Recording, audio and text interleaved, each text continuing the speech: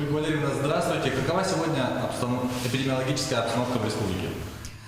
Добрый день, уважаемые жители Республики Саха-Якутия. Санитарно-эпидемиологическая обстановка в республике остается в режиме повышенной готовности. За прошедшие сутки на территории республики выявлено 50 новых случаев коронавирусной инфекции.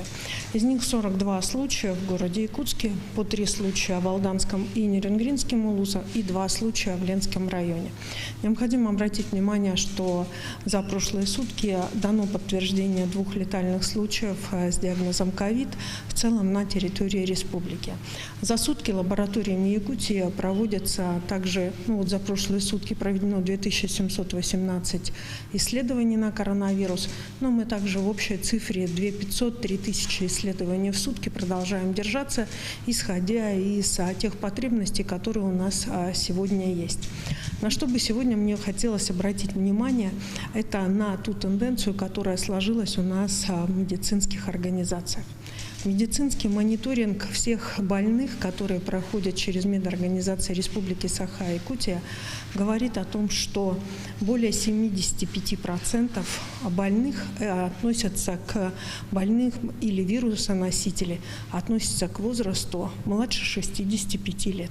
Это активное население.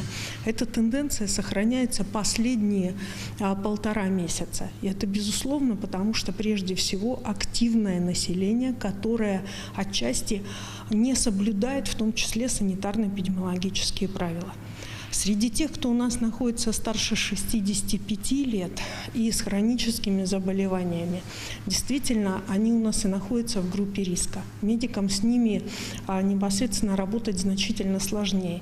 Каждая смерть старшего поколения и лица, принадлежащего к старшему поколению, огромная трагедия и слезы, в том числе и медицинских работников. Это их, в том числе и такая вот внутренняя беда и страдания, и так же, как это и страдания для семей. Но нужно обратить внимание и поблагодарить все-таки старшее поколение, что те меры самоограничения, которые мы для них приняли и установили в республике, они дают свои результаты.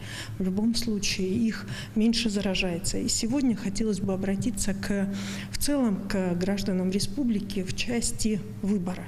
Ведь тогда, когда мы говорим о том, что кто-то заболел в коронавирус, или кто-то в него верит или не верит, мы делаем выбор между здоровьем или нездоровьем, когда, например, принимаем решение провести семейный юбилей, или, например, кто-то в родительской группе говорит о том, что я не верю в коронавирус, поэтому давайте, родители, соберемся на выпускной, а после окончания школы и соберем наших детей. Будем делать так в этой ситуации, делайте выбор между здоровьем и нездоровьем, как своим, как близких людей, так и непосредственно просто незнакомых для вас людей. Поэтому сегодня нужно как можно больше беспокоиться о собственном здоровье и понимать прекрасно, что делается выбор. И выбор достаточно серьезный – быть здоровым или быть нездоровым. Сегодня в Республике Саха-Якутия органами государственной власти принята полная законодательная нормативная база для того, чтобы непосредственно были установлены все соответствующие санитарно-эпидемиологические новые правила.